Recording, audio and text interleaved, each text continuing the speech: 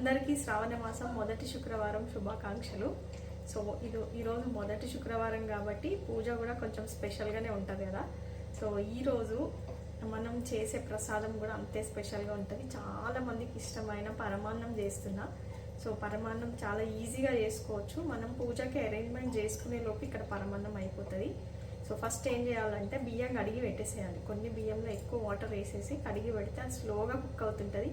ఆ లోపు మనం పూజకి అన్నీ అరేంజ్మెంట్ చేసుకోవచ్చు అనమాట. నేను కూడా ఇట్లా కడిగి పొయ్యి మీద పెట్టేసిన. ఇది స్లోగా కుక్ అవుతుంటుంది, సిమ్లో పెట్టిన. శ్రావణ మాసం వచ్చిందంటేనే చాలా స్పెషల్గా ఉంటుంది. అన్ని పండుగలు స్టార్ట్ అవుతాయి. అన్ని గుళ్ళల్లో కూడా మంచిగా పూజలు జరుగుతుంటాయి. అన్ని గుళ్ళకి వెళ్ళాలనిపిస్తుంటుంది. అసలు ఆడవాళ్ళకు చాలా ఇష్టమైన మాసం శ్రావణ మాసం.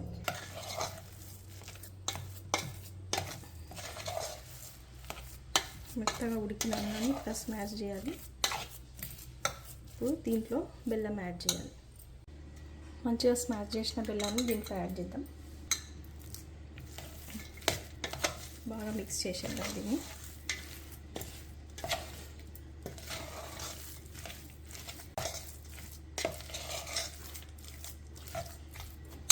దీన్ని ఇప్పుడు మళ్ళీ పొయ్యి మీద సిమ్లో పెట్టేద్దాం.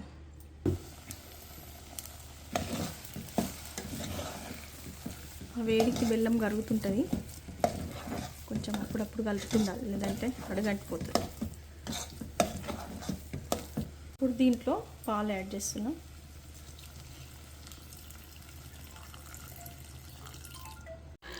పాలు యాడ్ చేసినాక మంచిగా కలుపుకోవాలి ఈవెన్గా, ఎందుకంటే బెల్లం ఇంకా కరగలేదు.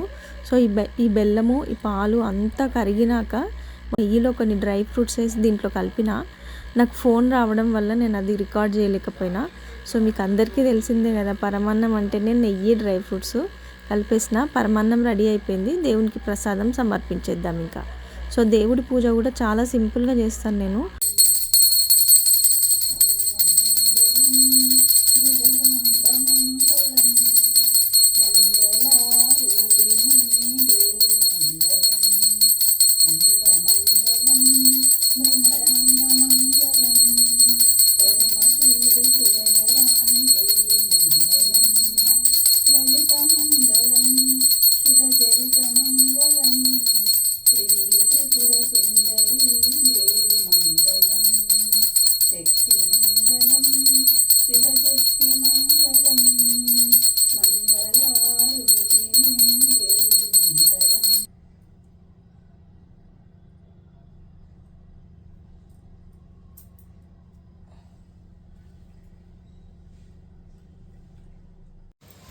ఇంటికి దగ్గరలో ఉన్న అమ్మవారి టెంపుల్కి వెళ్తున్నాం.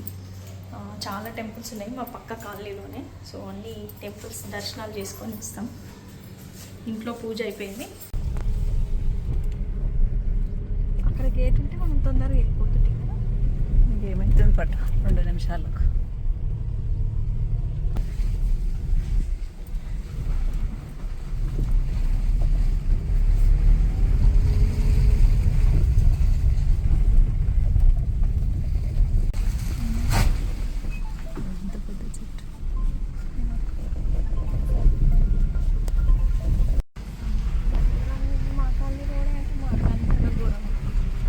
వర్షాలకు రోడ్లన్నీ ఖరాబ్. ఇది ఫస్ట్ టైం కదా నువ్వు రావడం ఈ కాలనీలోకి? కాలనీలోకి టెంపుల్కి ఈ కాలనీలోకి రాలేము కదా, నువ్వు రాలేము. ఆ రోజు ఇట్లా పోలేమా కారు తీసుకొని? సరే చూడు, కాలనీ మొత్తం గ్రీనరీ ఉంటుంది కాలనీ. అందుకే నచ్చుతుంది. ఎక్కడ చిన్న ప్లేస్ కూడా వేస్ట్ చేయకుండా మంచిగా కాలనీలో చెట్లు పెట్టి కనిపిస్తుంది.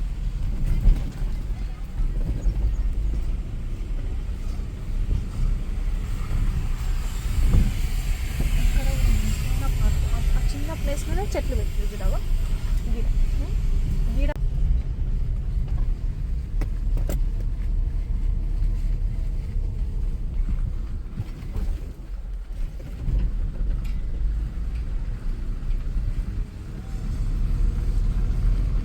ఏదే ఎక్కడ వచ్చినాం మనం?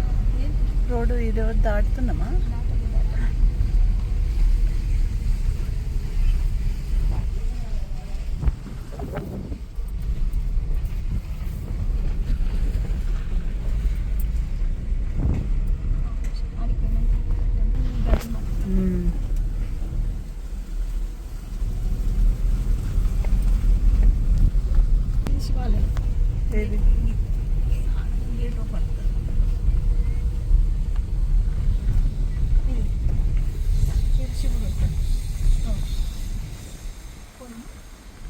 ఇది వేరు అది వేరా పోదాం పో ఇడుకోదు అడుకోదు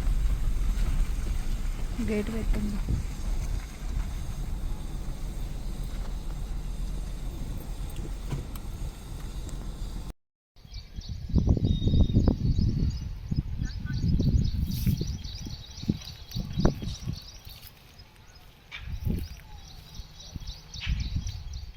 ఇది శివాలయం.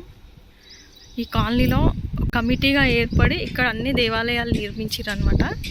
ఇక్కడ శివుడు ఉన్నాడు, అక్కడ ఆంజనేయ స్వామి, అక్కడ వెంకటేశ్వర స్వామి. మనం ఇంకొంచెం ముందుకెళ్తే సువర్ణలక్ష్మి అమ్మవారి దేవాలయం ఉంది. సో ఇక్కడ దర్శనం చేసుకొని అక్కడికి వెళ్దాం. ఇంకా శివుడికి మన ఇష్టం అభిషేకం చేసుకోవచ్చు, పూజలు చేసుకోవచ్చు, ఎవ్వరు ఏమన్నారు ఇక్కడ.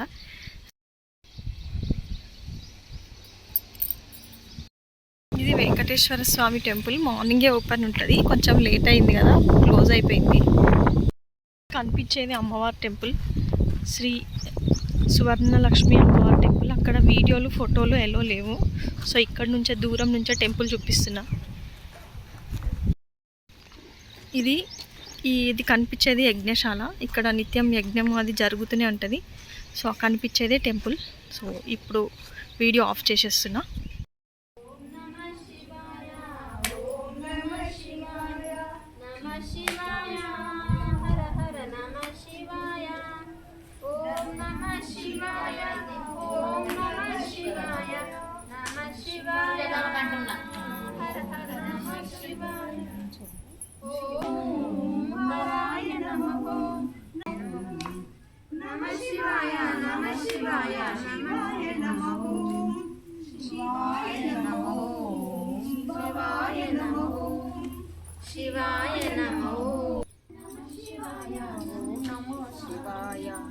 నమో శివాయ నమో శివాయ.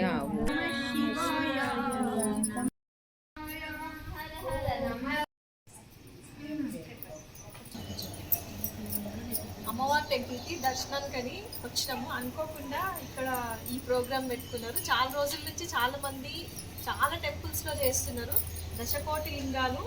అసలు మాకు కూడా భాగ్యం అసలు అనుకోలేదు మేమైతే. చాలా మంది చేస్తుంటే మనకు ఆ టైం ఎప్పుడు వస్తుంది అనుకున్నాం, కానీ ఇంత సడన్గా మీ అక్క వాళ్ళు, అక్క మీ పేరు కరుణక్క, సంగీత అక్క, సుజాత అక్క, వీళ్ళందరూ ఇక్కడ అసలు అన్ఎక్స్పెక్టెడ్గా మేము వచ్చినాం. జస్ట్ ఒక 5 minutes అమ్మవారిని దర్శనం చేసుకొని వెళ్దామని వచ్చాం. కానీ ఈ దశకోటి లింగాల ప్రోగ్రాంలో మేము కూడా పార్టిసిపేట్ చేస్తామని అసలు మేము ఊహించలేదు.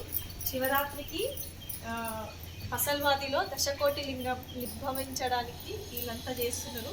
సో దాంట్లో మేము పాలు పంచుకున్నందుకు చాలా సంతోషంగా ఉంది. మరొకసారి థ్యాంక్ యూ అక్క, మీ అందరికీ మాకు అవకాశం ఇచ్చినందుకు. ఎట్లా అయింది దర్శనం? మంచిగా అయిందా? ఏమేమి తింటున్నావు?